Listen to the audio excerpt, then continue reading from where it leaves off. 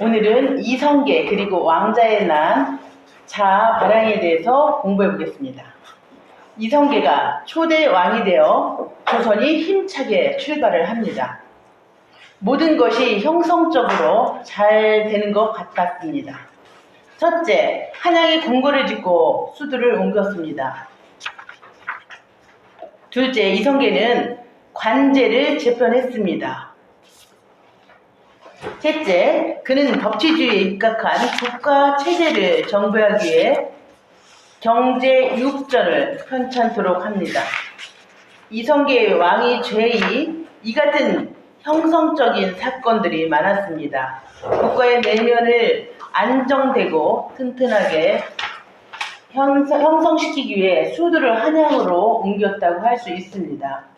또한 국민들의 상호 형성과 아울러 전국적인 상황을 유연하고 융통성 있게 돌보기 위해 유학적 세계관에 입각해 관계를 개편했습니다.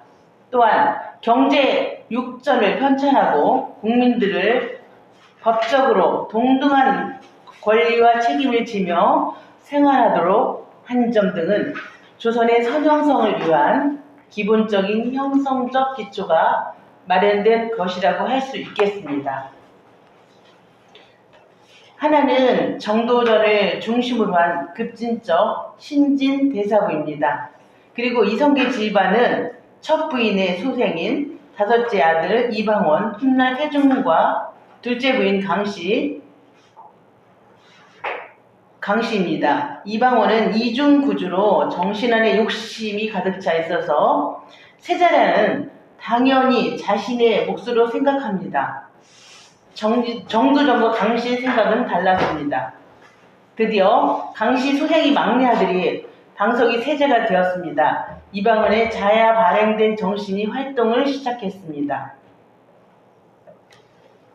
왕자의 난을 일으킨 것입니다. 자기 사병으로 정두전을 급속히 죽이고 이복 동생인 방석과 방번도 죽이게 됩니다. 가죽관 연민과 용화는커녕 완전 상호 반영성, 상황 반영성의 사건이 일어난 것입니다. 오직 자아 발양된 정신의 오만의 기만이 하늘을 찌르고 있습니다. 내 뜻 따르지 않으면 물불 가리지 않고 모두 원수로 여기며 참혹하게 죽였습니다.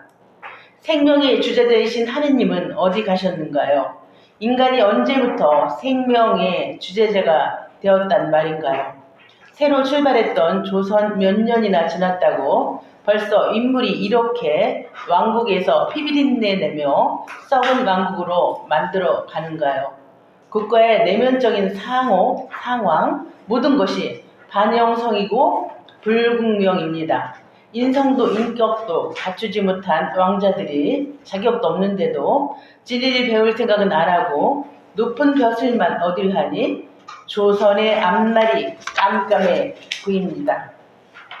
이 상황에서 고향인 함경도로 들어간 이성계는 왕이 된 이방원이 보낸 차사들을 다 죽이니 총체적인 반영성적인 함흥차사라는 말까지 생기게 됩니다.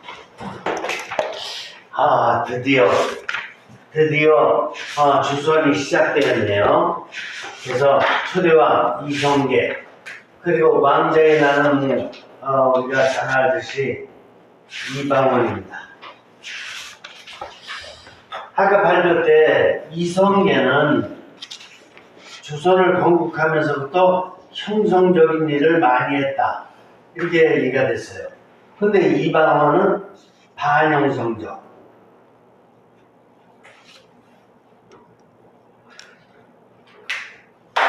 아까 내용에서 정확히 잘 나왔는데 일단은 형성적으로 다 일을 하기 위해서 그동안 부패된 관리들이 중심을 잡고 있었던 수도를 옮겼다고 했어요. 그래서 수도를 갖다가 한양으로다가 옮겼고, 그 다음에 두 번째로 조직 개편을 낸 거예요. 이 조직 개편은 왜 그러냐면 고려시대 때까지 행정 조직을 유지하는 데 있어서 이렇게 좋은 어떤 그 중심적인 원리를 가졌던 것은 불교예요. 그런데 이번에는 이제 유교로 바꾸는 거예요. 그래서 뭐든지 오래되면은 부패될 가능성이 크죠. 종교도 마찬가지예요. 종교도 너무나 오랫동안 이렇게 일정하게 있다 보면 돈과 권력이 거기에 종교를 부패하게 만들어요. 그래서 고려시대 때 불교가 이렇게 그런 현상이 있었기 때문에 이제 그걸 갖다가 일단은 막기 위해서 불교의 원리를 제거하고 이번에는 유교의 원리를 등장시켜서 유학자들을 새로이 이렇게 등용하는 이런 제재를 유지하는데요. 그것도 일단은 새로운 차원의 어떤 국가를 운영하는 형성적인 면이라고 볼 수가 있다 이렇게 봐요. 그 다음에 세 번째는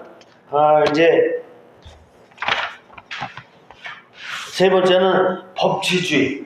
그러니까 너무나 물러나면 안 되니까 법이라는 것은 항상 이렇게 알아야 돼요.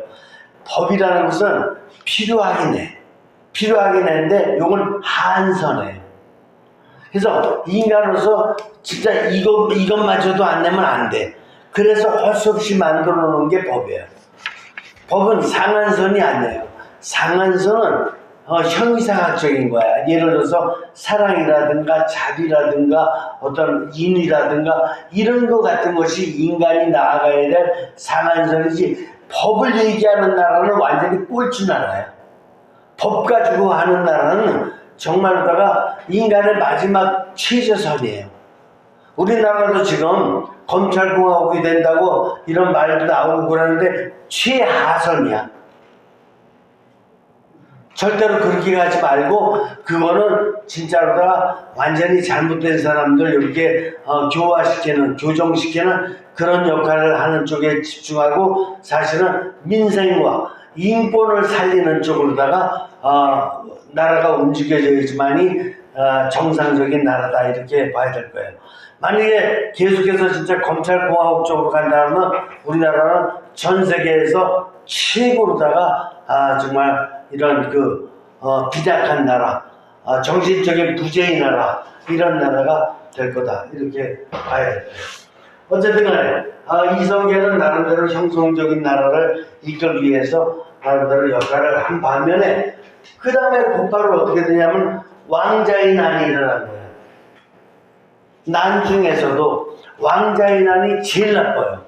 왜냐하면 농민반란이라든가 어떤 이렇게 노동자들의 난 이런 거 같은 거는 정말 삶을 살 수가 없어서 마지막 어떤 단계에서 이런 생명을 부르짖는 어떤 그런 꼭 필요한 난이라고 볼 수 있지만, 왕자의 난 같은 거는 왜 그러냐면 살만해.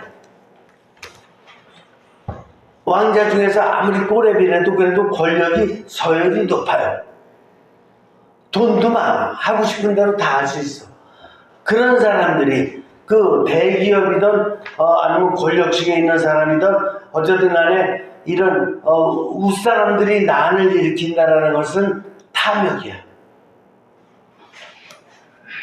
그래서 그 왕자의 난이라는 거야. 아버지는 어렵게 해서 조선이라는 걸 건국해가지고 그래도 나라를 형성정도다 좀 이끌려고 그랬더니 이놈 자식이지. 이성계 자식이니까. 이 자식 중에서도 못난 자식들이야. 못난 자식들이 이 난을 일으켜가지고 어떻게 돼요? 이병헌이가 죽인 사람이 누구야? 일단 조선의 개국공신인 정도전이 먼저 죽이고, 그 다음에 어떻게 되는 거예요? 이복 동생 2명 다 죽이고, 그리고 그 다음에 또 누구를 죽여요? 그냥 반대파라고 생각하는 사람들은 다 죽이고, 이런 걸 숙청이라 그래요. 숙청. 그런 일을 했으니 이게 이런 사람이 왕이 될 자격이 있어요? 없지. 이거는 아버지가 만들어 놓은 법치주의의 법을 갖다가 최악으로 이용해서, 그래서 법을 자기 마음대로 해석해가지고 이거에 어긋나는 것들을 다 죽인 거예요. 그러니까 이방원이 같이 반영성적인 사람을 뭐라 그러냐면은 오만 형태, 오만 품, 프라이드 폼이죠, 프라이드. 오만 형태라고 하고, 그리고 이 오만 형태의 삶을 사는 이방원이야말로 정말 국민들에게 아주 가장 이런 부정적인 어떤 모습을 보여준 사람이다, 이렇게 볼 수가 있어요. 그런데 오늘날의 왕자의 날은 아니더라도 왕권을 두고 왕권 다툼하는 경우가 굉장히 많죠. 그래서 왕권 다툼할 때 보면은 뭐가 문제냐? 왕권 다툼할 때 보면 왕권 다툼하는 사람들의 내면이 하느님의 뜻에 합치되어 있어요. 이 서로 간에 지도자들끼리 연민의 마음이 있어요. 아니, 상황이 융화스러워요. 서로 그룹들 간에 세계적인 관계에 있어서 참된 영향을 갖다 서로 간에 시너지를 가지고 할 수 있어요? 없지. 그러니까 이렇게 되면은 특별히 이 이웃 간의 관계에 있어서, 이게 이웃 간의 관계에 있어서 리스펙트, 이중구조의 존경을 리스펙트라고 하거든요. 근데 삼중구조의 영적인 존경을 레버런스, 외경이라 그래. 근데 외경이 있어요? 영적인 외경이 서로 간에 없죠. 더더군다나 제가 뭘 지적하고 있냐면은 삼위람이 있냐, 이게 프라이버시를 서로 지켜줘야 되거든. 근데 어떻게 해서라도 프라이버시를 드러내야지만이 상대방을 완전히 짓밟아 버릴 수가 있어. 그렇기 때문에 그 정치인들끼리 서로 이렇게 선거 때 싸매는 거 보면 어떻게 해서라도 삼위란 부분을 갖다 끝까지 찾아내가지고 아주 이래 조그만 걸 갖다 막 불려가지고 이렇게 선거 운동에 쓰잖아요. 이 삼위란이 없는 거야. 이런 사람들이 지금 대통령이다라고 나온 사람들이라 그러면, 그런 사람들을 뽑아준다 그러면 나라가 되겠어요, 안 되겠어요? 안 되는 거야. 악순환만 되풀이되는 거야, 악순환만. 근데 이방원이는 바로 그런 사람이었던 거예요. 그러니까 이 자기 어떤 이렇게 도전적인 사람, 정도전 같은 사람이 조선을 세우는데 얼마나 지혜롭고 유능한 사람이었어요. 근데 그냥 죽인 거야. 자기 이방 동생들도 막 죽이고. 그러니까 정권에 한번 타격을 부리면은 사람의 종종이라든가 사람의 개인적으로다가 이게 지켜줘야 될 프라이버시 이런 건 완전히 없어지고 그냥 다 그걸 이용해서 오히려 다 죽이는 거야. 그러니까 권력자들은 굉장히 조심해야 돼요.